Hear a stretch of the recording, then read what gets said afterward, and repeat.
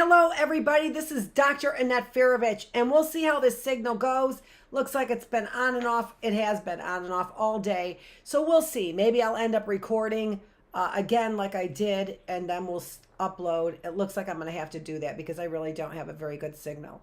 We'll see. I don't know. How many drop frames do we have already? Oh, over 2,000 dropped frames. Nice job, Xfinity. Really? Honestly? How much do we pay? $100 a month for this crappy service? Oh, I'm sorry. Did you not like what I said? Is that because a young student of mine almost got raped? And that's what all of you have been covering. I just want you to know. Covering up. Covering for one of my students who almost got raped. Just letting you know. That's what you're covering up. You fascist white supremacists. That's what's going down. That's what's going down with all you workers who are supporting that kind of mafia, that kind of organized crime. I had a student who almost got raped because of it. Oh, and then tried to put it on me, like I set it up or something. That I'm pretty sure of as well. Nice job. Nice job, all of you. That's who you're protecting. That's who you've been protecting. Yeah. All for what? Your political opinion. Young students of mine. In harm's way because of your political agenda. Nice job. Who was Booker T. Washington? Not because of me. Who was Booker T. Washington? Booker T. Washington was born a slave in the southern state of Virginia in 1856. He was one of millions of people of African descent forced to work in the fields of large farms called plantations without pay. And people still want people to be working there. Women and children first. They were considered property by white people who called themselves masters. White children lived in and near the plantation too. They were the sons and daughters of the masters and paid white workers. They studied together in a schoolhouse. As a young boy, Booker walked by the school building many times. He knew something amazing was happening inside, and he wanted very badly to be part of it. Sometimes he would be told to carry the books of one of the plantation master's daughters. He would walk her to the door of the schoolhouse, but no further. He peered inside before the door closed in his face. He later wrote that the pictures of several dozen boys and girls engaged in study made a deep impression on me, and I had the feeling that to get into a schoolhouse and study in this way would be about the same as getting into paradise. Booker dreamed about the world of books, reading, and education, but it was a risky dream. Enslaved children were not allowed to go to school. It was even illegal for a slave to learn to read. One of the main reasons white owners didn't want slaves to be educated was so that they would not find out about the world outside their plantation. From the moment that I was told that it was dangerous for me to learn to read, I was resolved that I should never be satisfied until I learned what this dangerous practice was like. Booker knew that if he was caught with a book, he might be whipped as punishment just for reading. And we just take these books for granted. We're just like, book, whatever. Information, whatever. Not everybody, of course. But still he dreamed, and Booker made learning his life. He studied hard and eventually became a teacher. He helped thousands of African Americans and former slaves get an education. He also inspired the creation of dozens of schools and universities for Black people. Booker worked his whole life to give others the chance at learning that he had struggled to get. His devotion to education for African Americans made him famous around the world. He showed that with focus and determination, a person could come up from slavery to a better life. That was the introduction, so kind of a background. Chapter 1, A Difficult Beginning. When Booker T. Washington was born on a farm in Virginia on April 5th, 1856, he did not have a last name. He was just called Booker. He was born a slave. Booker's mother, Jane, was also a slave. She cooked for everyone on the farm. Booker's older brother, John, was a slave too. Who my father was, I have never been able to learn with any degree of certainty, Booker wrote. Dozens of other slaves lived and worked on the farm. They were forced to do whatever work their masters, the bosses on the farm, told them to do. They weren't paid for their labor. All the slaves were owned by Mr. Burroughs. They had no rights of their own.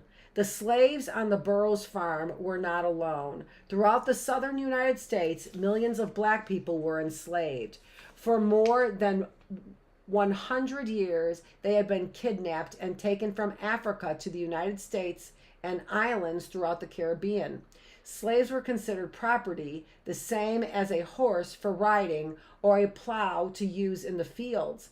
Families were broken up and sold to other plantations. Children could be taken from their mothers and sold too. If a slave ever dared to disobey his master, he could be punished by whipping or worse. And if you go into our Bookless classroom, we found out that there were very few countries, Brazil, the United States, and one other country that still had slavery as long as we did. So every other country knew, just like every other country knows to give their people health care, but we don't, right? Oh, we don't stop slavery because why? Because it's too economical. Because the powers that be want money to line their pockets. It's the reason why we let our daughters and our sisters... Well, Rain, you didn't, did you? Mm-mm.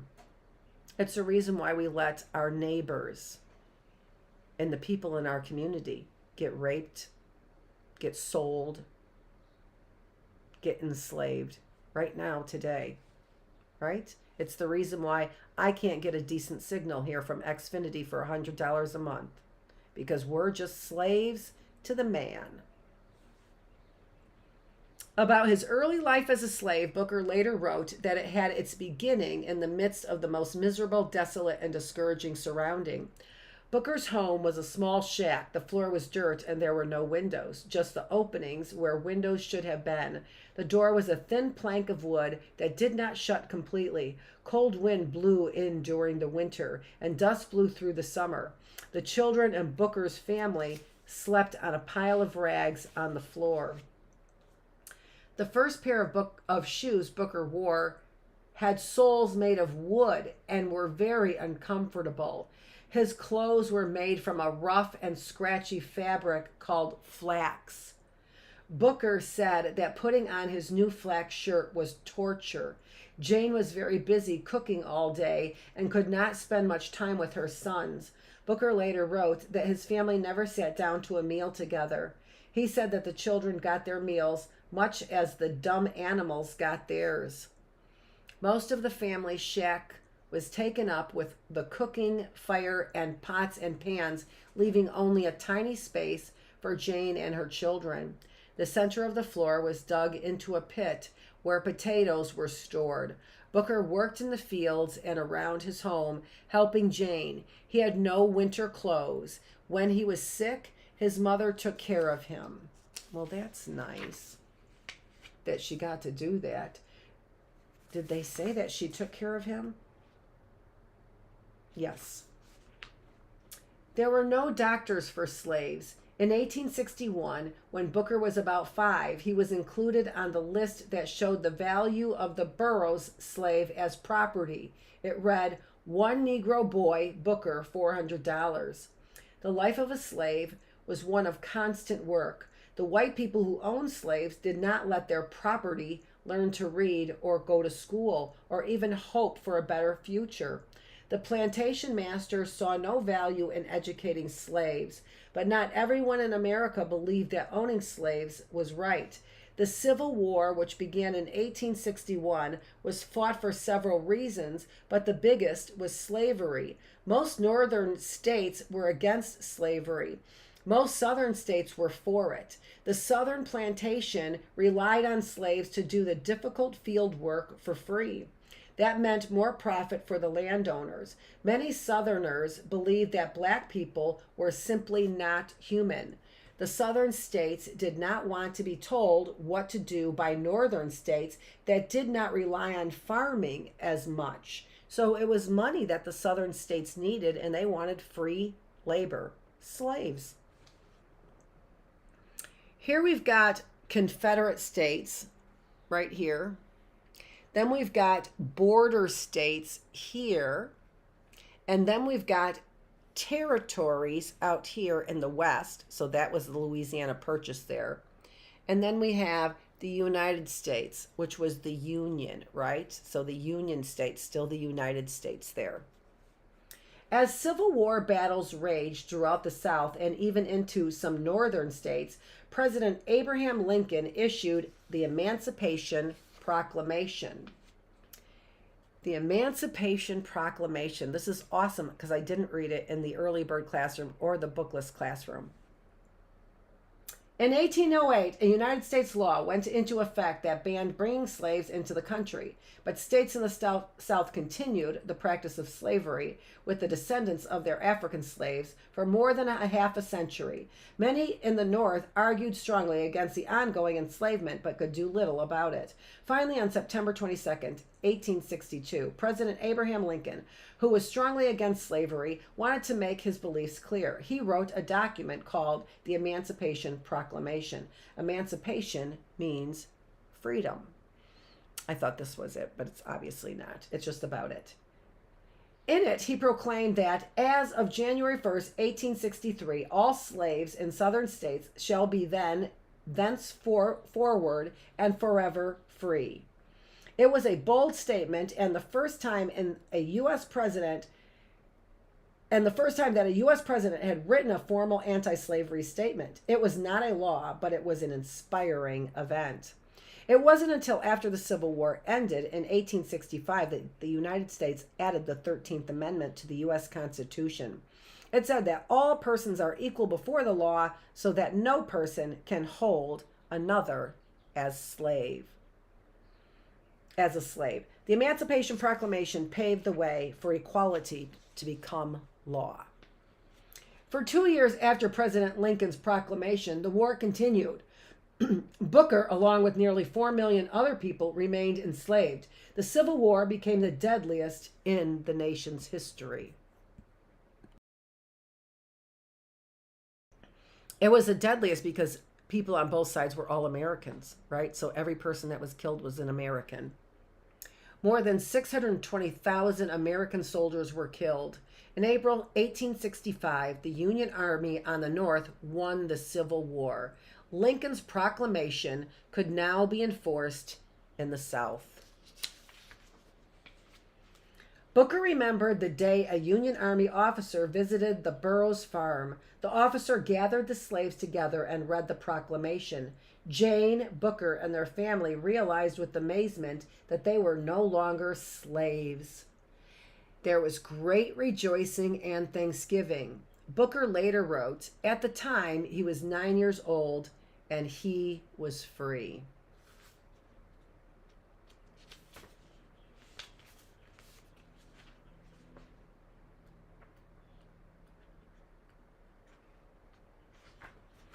I think that's all we're reading today.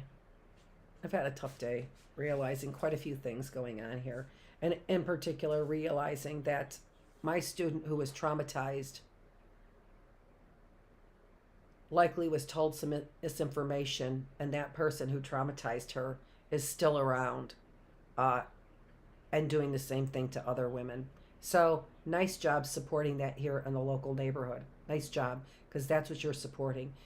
Young students being victimized. This is Dr. Annette Feravich. I'm the teacher, and I'm protecting my students. You can say whatever you want to say about me. The truth will rise above. Dr. Annette Feravich, I'm the teacher. You're here in the reading room. Thanks for joining me. We are reading Who Was Booker T. Washington? in our series, helping us on our series on the Civil War. Thanks for joining me.